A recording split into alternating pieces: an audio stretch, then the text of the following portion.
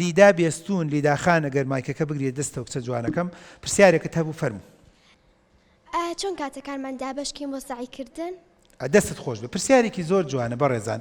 چۆن کاتەکانمان دابەش بکەین، یان ئەمە پرسیارێکە توانین بڵین پرسیاری زۆری لە دایک و باوکانیان زۆر لەو کەسانەیە. چەند شتێک. یەکەم هەوڵ بدە لە شەو ڕۆژێکە 6 سعات بۆ 7 سعات ئەو پەڕی نەگاتە 8 سعات یان نزیکی 8 سعاتێکت دانابێ بۆ خەوتن.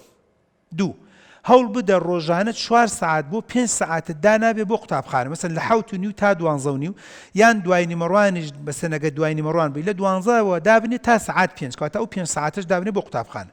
سێم هەوڵ بدە 3 نیم سعاتی دابنێ بۆ نان خواردنی نیمەڕۆ و بەیانی و نیمەڕۆ ئێوارە.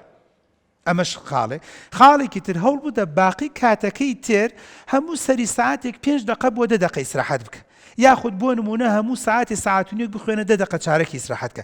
بەم جۆرە کات تەوزیعکردنە ئەو وەختە تۆ چیت کردووە؟ زوڵمت لە خەو نەکردووە، زوڵمت لە مەکتەب نەکردووە، زوڵمت لە نان خواردن نەکردووە، زوڵمت لە ئیستراحەت نەکردووە و زوڵمیشت لە خوێندن نەکردووە. بەڵام ناکرێت تۆ زۆربەی کاتت دانابێ بۆ خەو لەولاوە هیچ بۆ خوێندن نەماوە. نەخێر زۆربەی کاتت داناوە بۆ نان خواردن و میوە خواردن لەولاوە زوڵمت لە خەوتن کردووە.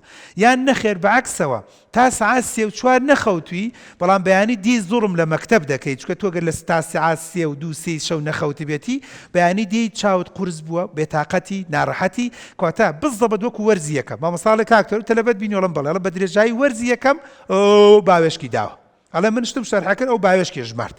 بەس لەحن و ئاواز و دەمێ کردەوە کاکیلەی دیار بوو چی بوو لەبەرەوەی لێم پرسیوەڵە لە دایکیم پرسیوە لە خۆیم پرسیوە شەوان تا سعات 1 و 2 ناخوێ کەواتە جەدوەلی کاتی خوێندنت خەوتنت نان خواردنت ئیسراحەت بکارت هەمووی تەوزیع بکە. باقیەکەی تری بۆ نمەسەن بەیانیان سعات 5:30 و 6 گەر لە خەو هەڵسای تا 7:30 پێش مەکتەب ئەوە زۆر باش. مەسەن بۆ من ئەگەر لە ماڵ بووی لە 8:30 تا 11 ئەگەر بەیانیان نەبووی بۆ خوێندن زۆر باش. دوای نیمەڕوان لە سعات 2 تا سعات 4:30 بۆ خوێندن زۆر باش. شەوان دوای بە ئیسراحەتەکەیت و نانی مەغریبە خۆیت و نوێژەکەیت و تەرتیبات لە 7 تا سعات 10 بۆ خوێندن زۆر باشە کەواتە ئەم کاتان ئەگەر تەوزیع بکەی بەدڵنیایە دەتوانی سەرکەوتوی.